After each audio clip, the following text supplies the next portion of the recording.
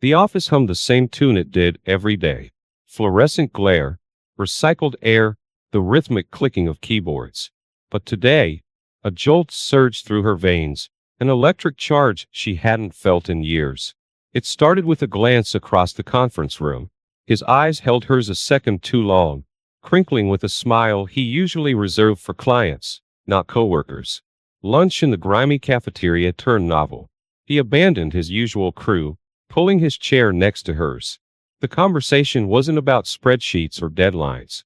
It was about broken coffee machines and childhood dreams. His laughter, a warm rumble she noticed for the first time, made a forgotten flutter kick low in her stomach. "Late meeting tonight," she chirped, lying to her husband with practiced ease. Leaving the office, the city lights blurred. She found herself in a sleek little Italian place, soft music masking the thrum of her own pulse. Talking to him flowed easier than it had with her husband lately. She relished the thrill of the secret, the weightlessness of existing just for herself for a few stolen hours. That night, as her husband slept beside her, she stared at the ceiling and whispered apologies to the darkness.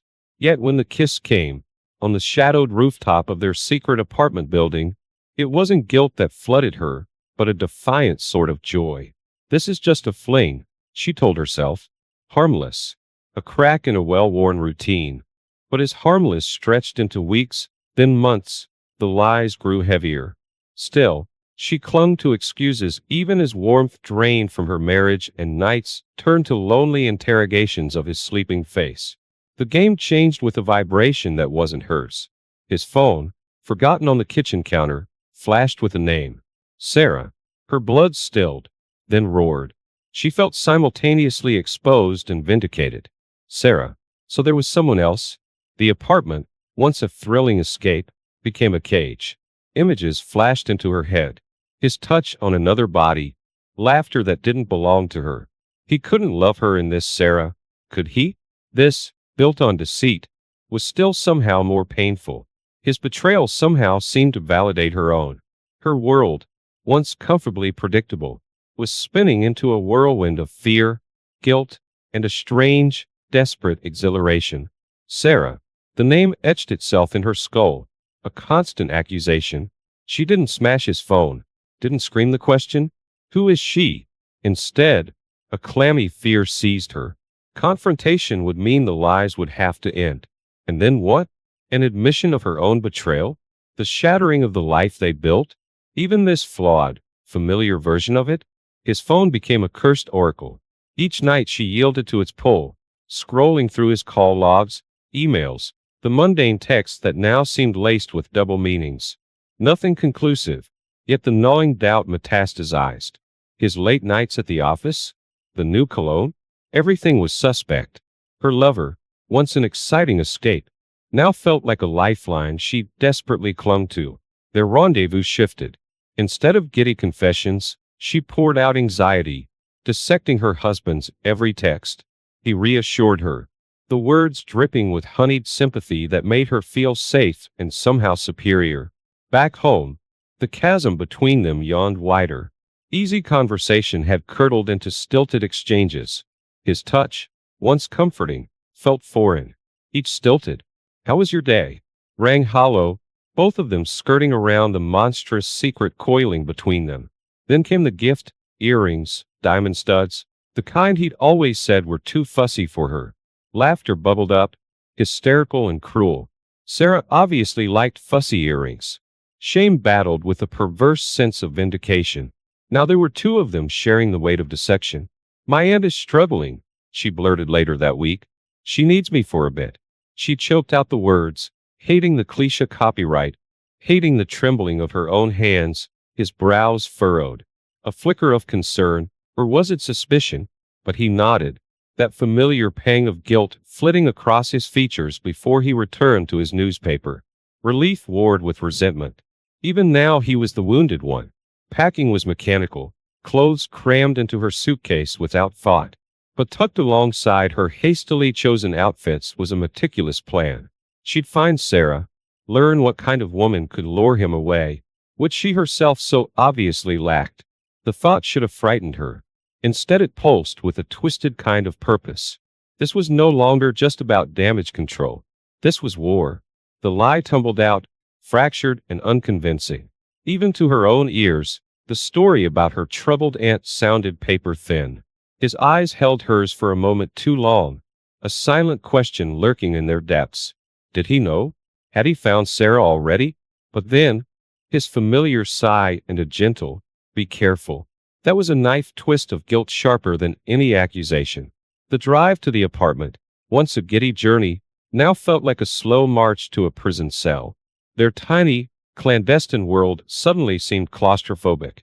Each time the doorbell rang, her heart hammered against her ribs, certain that the jig was up. The thrill was gone, replaced by a bone-deep weariness and a gnawing sense of dread. Those first days played out in a disorienting loop. She tried to cook for him, bake him normalcy, just like she did at home, but his favorite dishes went half-eaten, and the cheerful patterns she perfected over years of married life stumbled and died in the air between them. He wasn't oblivious. His silences held a heavy judgment.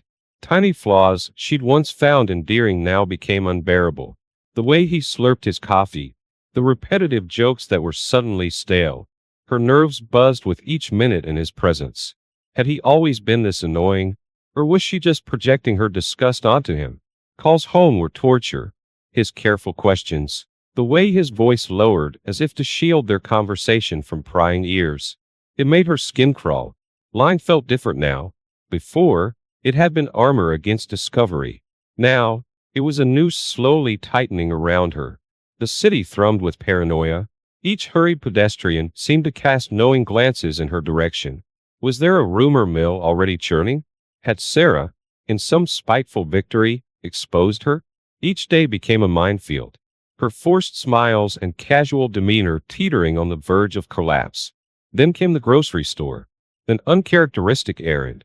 They'd agreed he'd buy the basics, yet the dwindling fridge left her with no excuse. A woman in the produce aisle, sleek and stylish, a diamond stud catching the fluorescent light. Their eyes met, held just a second too long. A flicker of recognition, of a shared secret. Or was the look mere pity? The woman turned away, a silent condemnation. Her apartment haven had transformed into a cell. The walls themselves seemed to whisper with accusation, and the weight of all she'd destroyed crushed her. How had she believed this tawdry estate could bring her anything but misery? The woman from the grocery store became her singular focus. Each ring of the apartment phone set her pulse thrumming. Was it him? With news that their illusion had been exposed? The thought was both terrifying and weirdly exhilarating. Better to let it all implode than suffocate under the weight of her own lies. The internet became her weapon. Names narrowed. Sarah's working within his company. Sarah's residing in their neighborhood. Social media profiles bloomed under her feverish clicks. Smiling faces posed lives, none of them quite matching her Sarah, but still, she felt it. There, just out of reach. Confronting her lover was no longer a choice, but a desperate necessity. Who is she? The words spilled out in a harsh whisper, tainted with the paranoia of sleepless nights. His confusion felt genuine at first, then feigned. But cracks were already showing in his flawless lover facade. Irritation flickered in his eyes. His usual reassurances now tinged with condescension. "It's not about her," he finally snapped.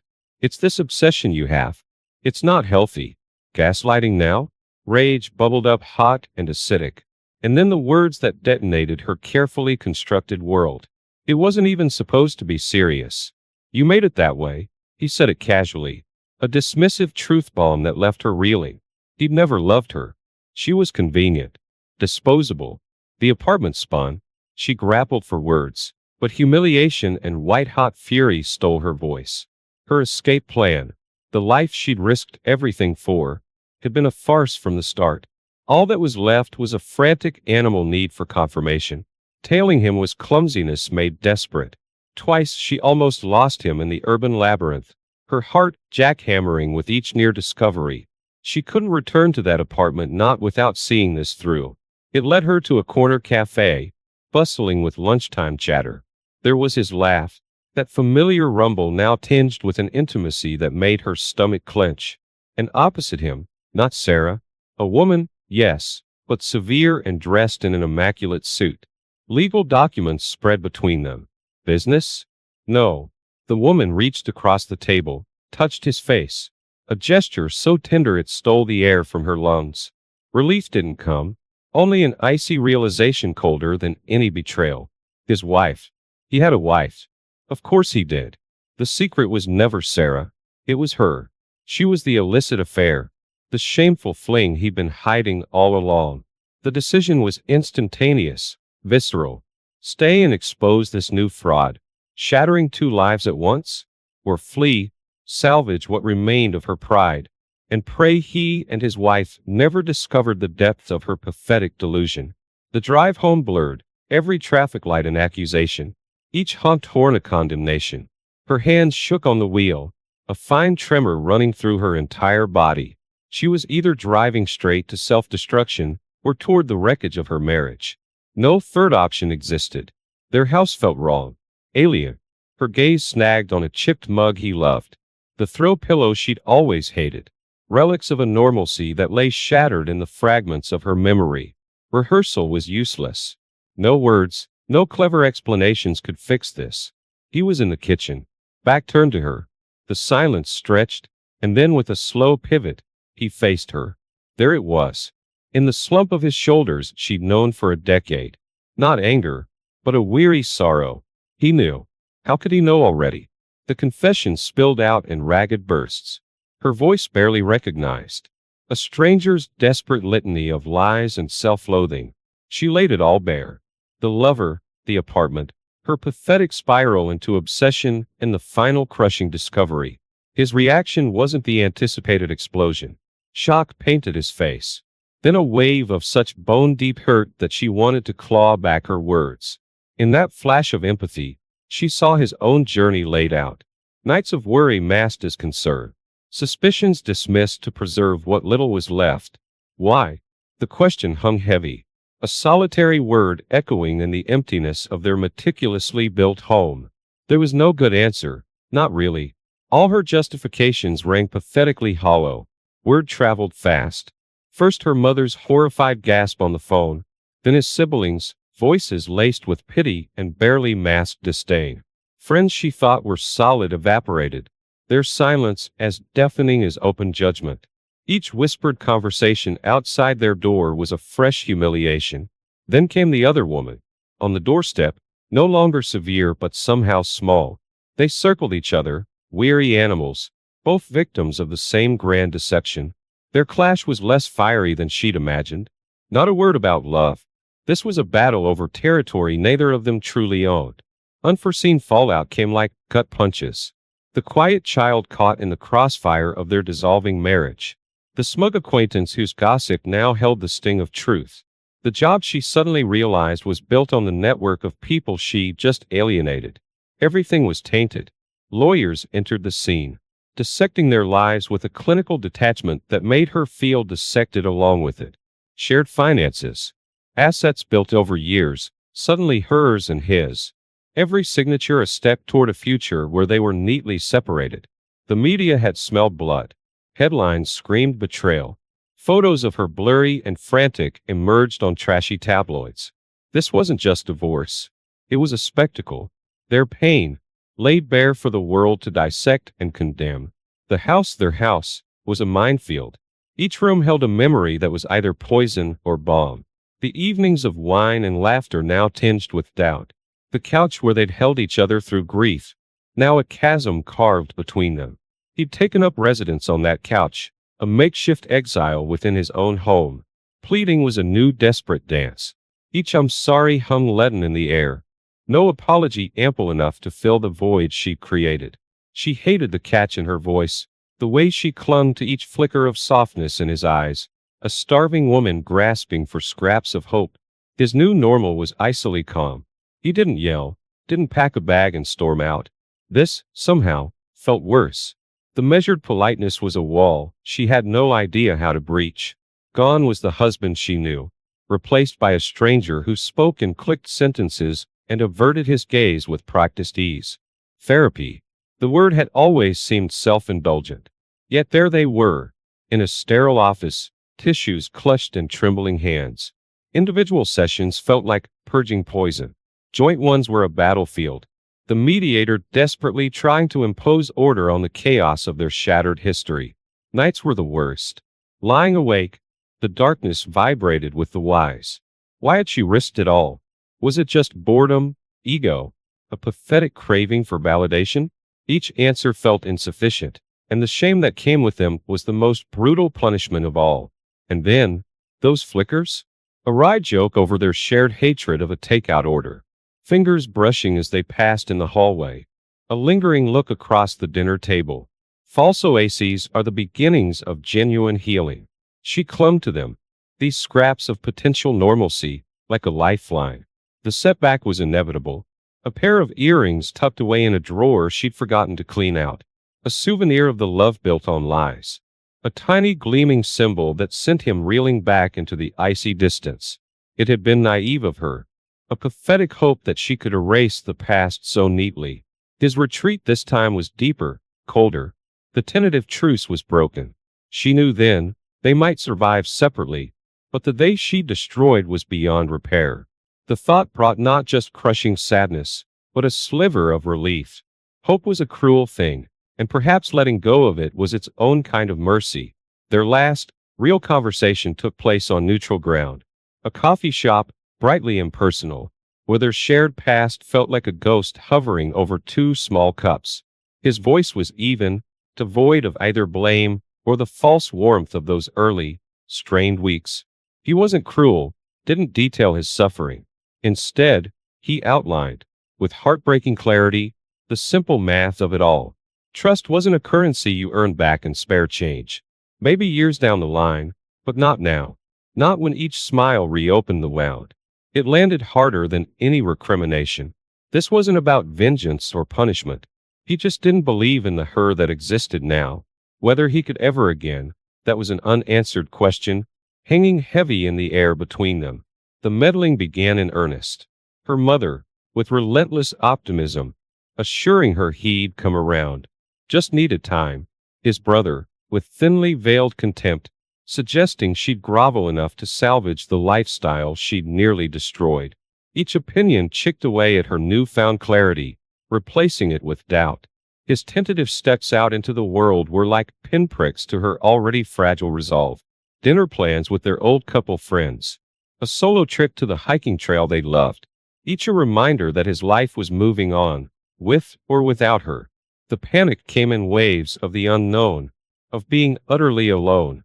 It drove her to the precipice of that grand gesture, the heartfelt letter, the dramatic display of repentance. Was it genuine, or desperation disguised as love? She drafted, she deleted, the words of battlefield inside her own heart. Then came the evening that sliced through it all, a shared event, a work function neither of them could escape. She saw him there, across the room, and for the first time, jealousy didn't seize her. The woman beside him was lovely, and the way he smiled, it wasn't forced, a simple, unguarded smile she hadn't seen in months. The realization wasn't a bolt of lightning, just a quiet, seeping truth. She was no longer the center of his universe. For good or ill, the pain was still there, but a sliver of something else bloomed too. Not relief, exactly, but the first tentative bud of acceptance. His decision came softly, as these things do, over a final shared meal that was more businesslike than melancholy. No drama, just a quiet acknowledgement that paths once intertwined were now irrevocably diverging. There was sadness, undeniable and deep, but also a strange, weighty sense of rightness. This ending, tainted though it was at least hers to navigate. No more desperate attempts to rebuild what was gone. Just the task of creating a future where she was untethered from the past, where she could exist on her terms. The divorce papers arrived in a nondescript manila envelope. She turned them over in her hands, surprised at their weight. Such a tidy, legal severance of messy, intertwined lives. Signing her name was an act of both surrender and defiance. Packing became an archaeological dig. Each unearthed object held a history, tainted but not erased. The chicked cups she'd hated, now a testament to shared, ordinary mornings. The photo album from their honeymoon, a relic of a love that had never been fully true. What to keep, what to purge, was a constant, excruciating choice. Her healing, she realized, wouldn't resemble his. There was no rediscovery of dormant passions or joyous reentry into the social world they'd once navigated as a pair. It began instead with silence and the slow unpacking of her own tangled motives. Solitary walks replaced dinners out. Journaling took the place of desperate late-night talks with the lover who'd evaporated the scandal broke. It was a lonely kind of healing, and sometimes the temptation to sink back into the familiar throb of despair was almost too strong to resist. The encounters were inevitable. In the grocery store, at an art exhibit they both once frequented. Brief, stilted exchanges, the air tinged with both apology and wariness. He looked good. Happier? It was too soon to tell, and a part of her knew fiercely that it shouldn't matter. The news about him? The new woman arrived not with a dramatic pronouncement, but in the casual mention by a tactless mutual friend. The sting was there, a quick, sharp jolt, but surprisingly, so was relief. It was concrete proof. Her actions, devastating as they were, had forced a change that was perhaps necessary for them both. The decision to leave wasn't sudden. It germinated over coffee dates with a therapist who listened with infuriating neutrality, and sleepless nights where the walls of her apartment seemed to close in. The city, their city, was a constant accusing whisper. The job offer was neither glamorous nor expected. An old college contact, a startup venture in a coastal town she'd never visited. It was a lifeline and a leap into the terrifying unknown. Packing this time felt lighter, a shedding of skin. The final look back wasn't dramatic. No tears, no lingering over what might have been. Instead, she took stock of the woman reflected in the apartment's bare windows. Sadder, yes. Wiser, she hoped so. The stranger had made monstrous mistakes, but in the brokenness, had found the beginnings of steel. The future was a blank slate. It was frightening, but also held a strange, exhilarating potential. This life, she was determined, would be built on. So there I was, at this snorefest of a work conference, pretending to care about synergy and productivity or whatever. Then, bam, in walks Daniel, Mr. Tall, dark, and handsome from the rival company. My heart skipped a beat, the kind of beat that screams, trouble, but you ignore it anyway. We locked eyes, and just like that, I felt something I hadn't felt in years. Fast forward a few sneaky text messages later, and we're meeting up in secret. It felt like I was in some sort of spy movie, minus the cool gadgets and explosions. Each secret rendezvous was a rush. You know, the kind that makes your heart race and your palms sweat? Yeah, that kind. Things escalated pretty quick. One minute we're exchanging flirty texts, the next we're off on a romantic getaway. Just me and Daniel, in a cozy little cabin, far away from the real world. It was like we were in our own little bubble, away from responsibilities, away from Mark. But then the guilt started creeping in. It hit me like a ton of bricks. I love Mark, I really do. He's been my rock for over a decade. So I tried to cut ties with Daniel. I told him we couldn't see each other anymore. But who was I kidding? The more I tried to stay away, the more I was drawn back to him. It was like trying to stop a train, just impossible. Then one day, I got this note. No name, no nothing. Just a piece of paper that read, I know about you and Daniel. Chills ran down my spine. Who knew? Was it Mark? Someone at work? My mind was racing with all the possibilities. Paranoia set in. Every glance, every whisper around me felt like they were talking about my affair. I was in too deep, caught up in a whirlwind of lies and secrets. The affair was like a fire I couldn't put out, no matter how hard I tried. And that note? It was just the beginning of a storm I didn't see coming. You ever get that feeling like something's off, but you can't quite put your finger on it? That was me, after finding out that the warning note about my affair with Daniel was from his ex. Talk about a plot twist, right? It's like walking into a spider web and trying to figure out if the spider's on you. So, I confronted Daniel. My heart was racing, hands shaking. I expected some big showdown. But guess what? He was smooth as silk, denying everything. He had this way of looking at you that made you believe even the most outrageous lies. And like a fool, I bought it. Hook, line, and sinker. Meanwhile, back at home, Mark was starting to put the pieces together. He's not a detective, but you don't need to be one to notice when your wife's mind is a million miles away. He was asking questions, and I was dodging them like a pro. But lies, man, they're like building a house of cards. One wrong move and the whole thing comes crashing down. The day Mark found a hotel receipt in my coat pocket, I knew the jig was up. He confronted me, his face all red, voice shaking. I tried to lie my way out of it, but you could see the hurt in his eyes.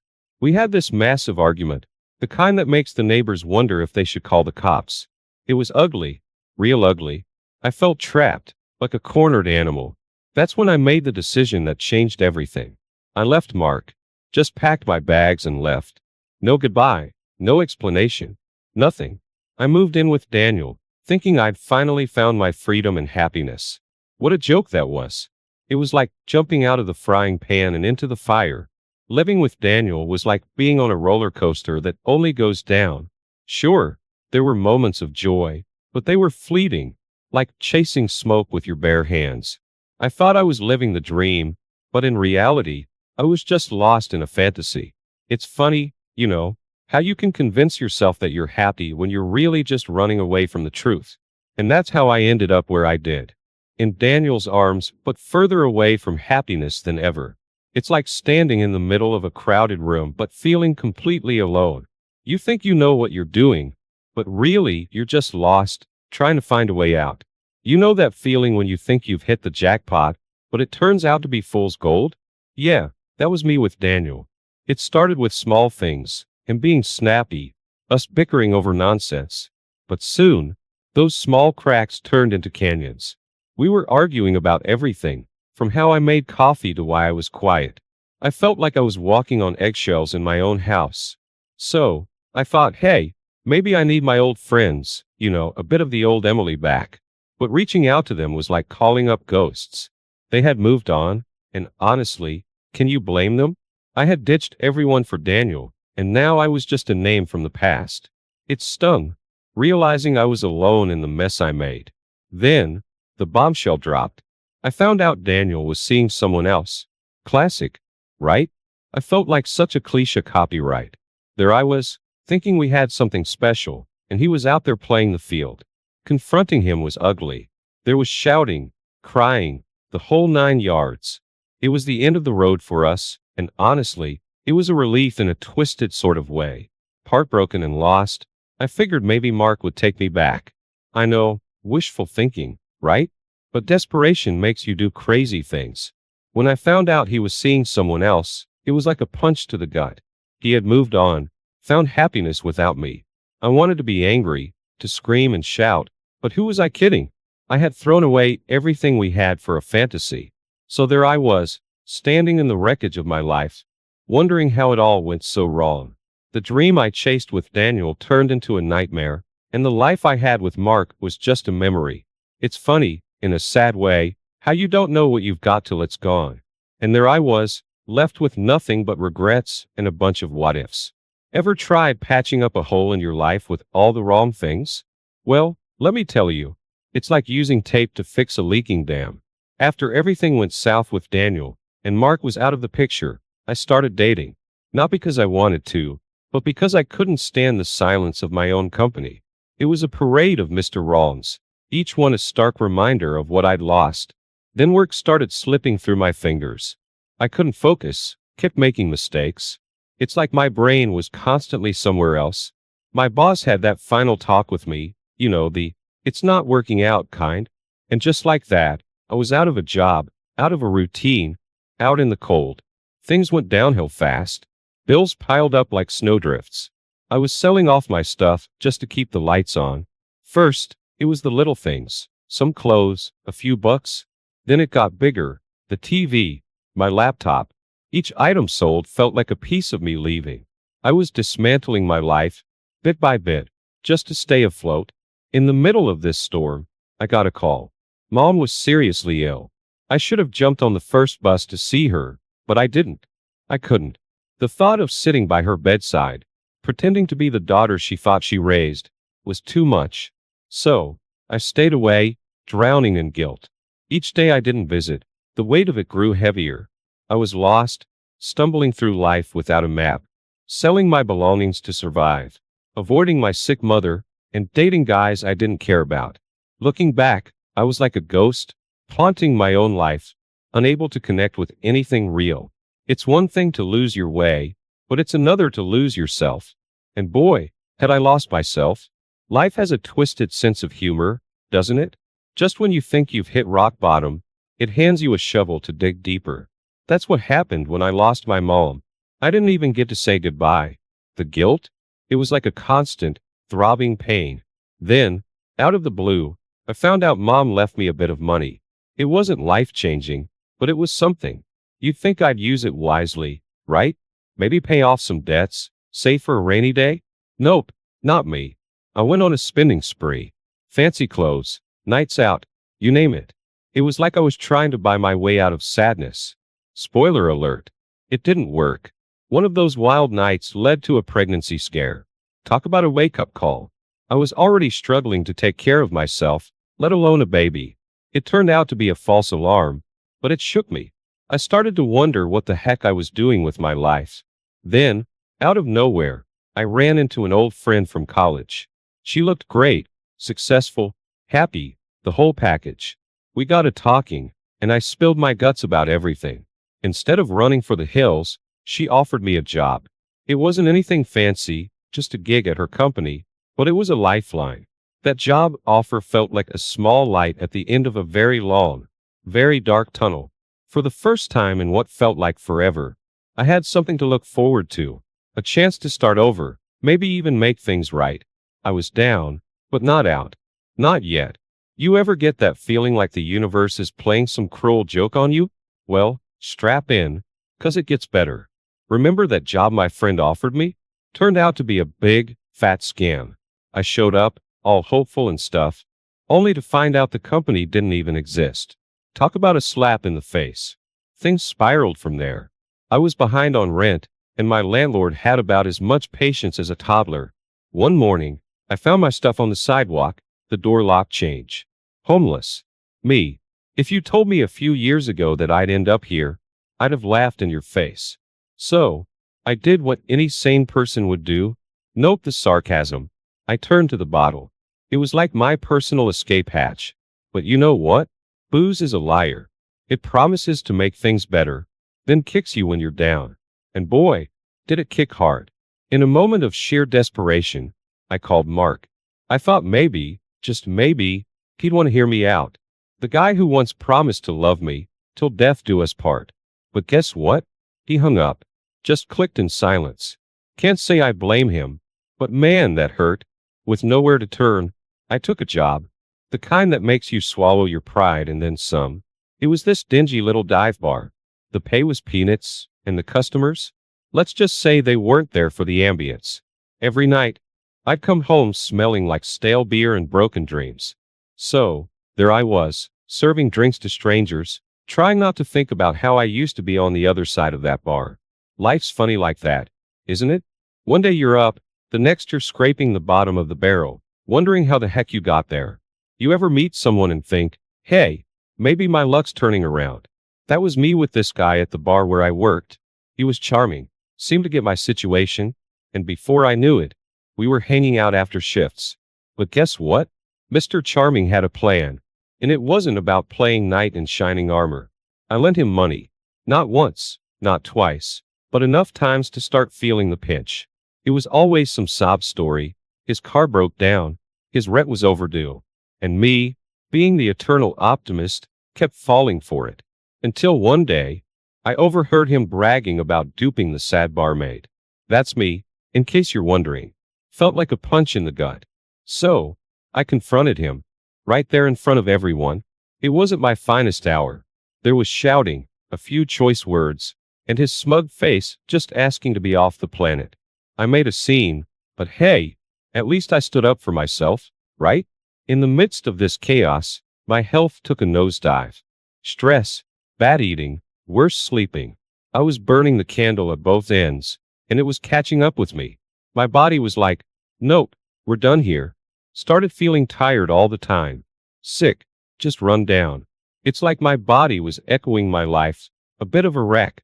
Speaking of wrecks, I managed to get into a car accident. Nothing serious, but the car was toast. That was my ride to work, to the grocery store, to anywhere that wasn't my tiny apartment. Losing it felt like losing a bit of freedom. Not that I had much of that going around. In a moment of sheer desperation, I called Daniel. Don't ask me why. Maybe I thought he'd care or something. But when he answered, it was like talking to a stranger. Cold, distant, and in a hurry to get off the phone. It was a short call, but it told me everything I needed to know. I was alone in this. Then, out of the blue, a former colleague from my old job called. She'd heard about my situation and wanted to help. But me? I was too proud, too stubborn to accept it. I told her I was fine, managing, thank you very much. But the truth? I was drowning, and too foolish to grab a lifeline thrown my way. It's funny how pride can do that to you. Turn help into an enemy, make you believe you're better off alone.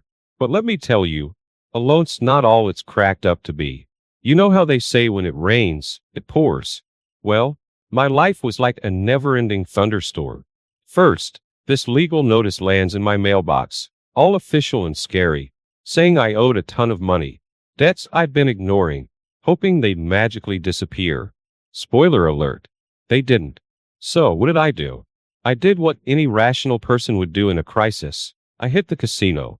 Yeah, I know, not my brightest moment. I had this wild idea that I could gamble my way out of debt. Like I'd just walk in, win big, and everything would be fine. Instead, I lost.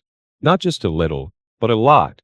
It was like watching my life savings go down the drain, and all I could do was stand there and pull the lever again. With my debts now bigger than ever, my landlord started getting antsy. He was all, pay up or get out. I couldn't blame him, but where was I supposed to go? I was already living paycheck to paycheck, and now this? In a fit of desperation, I started selling stuff. Not just any stuff, my mom's heirlooms. The things she treasured and left to me. Every item I sold felt like I was losing a part of her all over again. But what choice did I have? It was either that or live on the streets. So, there I was, selling off my past, piece by piece, just to keep a roof over my head. It was like I was erasing my history, saying goodbye to the last bits of a life that once felt so secure, so permanent. It's funny, in a sad way, how quickly things can change. One day you're on top of the world, the next, you're scraping by, selling your memories to the highest bidder. So there I was, at the dive bar where I worked, just trying to make it through another night. Then this guy starts causing trouble. Real loudmouth, you know? He's hassling the other customers, and I'm thinking, not on my watch. So, I step in, and before you know it, things get heated. We're shouting, shoving, and then, bam! It turns into a full-blown brawl. It was like something out of a bad movie. Cops show up, and guess who gets handcuffed? Yep, yours truly. I'm sitting in the back of a police car, thinking, how did it come to this? They threw me in a cell for the night, and let me tell you, that's a wake-up call. It's cold, it's hard, and it's loud. I'm sitting there, staring at the ceiling, thinking about every bad choice that led me to this moment. The next morning, I'm released, feeling like I've hit rock bottom. But wait, it gets worse. I get back to my apartment, and the door's wide open. I walk in, and it's like a tornado went through.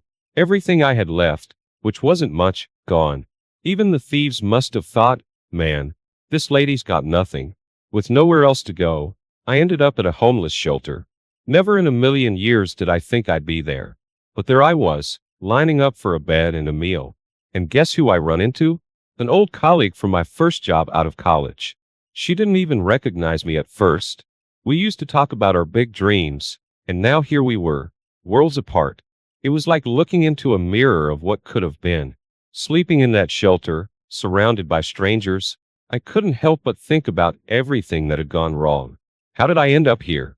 I used to have a home, a husband, a life. Now, I had nothing but the clothes on my back and a whole lot of regret. It's one thing to fall on hard times, but it's another to realize you're the architect of your own downfall. You ever have one of those moments when you overhear something that just stops you in your tracks?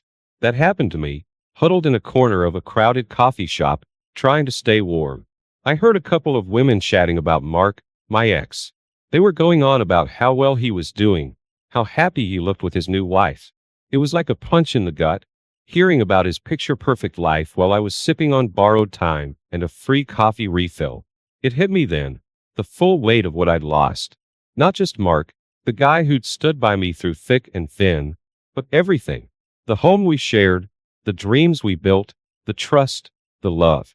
I've thrown it all away. For what? A fling that turned my life upside down? It was like a slap in the face, a wake-up call that came too late. I left the coffee shop, my head spinning, and found myself wandering aimlessly. The streets were crowded, but I felt completely alone, like I was a ghost, drifting through a world that had moved on without me. I ended up on this park bench, the city buzzing around me. It was getting dark, the kind of darkness that feels heavy, like it's pressing down on you. Sitting there, I couldn't help but think about every choice I'd made, every wrong turn. It's funny how life works. You think you're making these big, bold moves, chasing happiness or freedom or whatever, but sometimes you're just running away from what really matters. So there I was, alone on a park bench, with nothing but my thoughts and a bunch of could-be beans. No fairy tale ending, no knight in shining armor coming to save me. Just me and the mess I made. It's a hard pill to swallow, realizing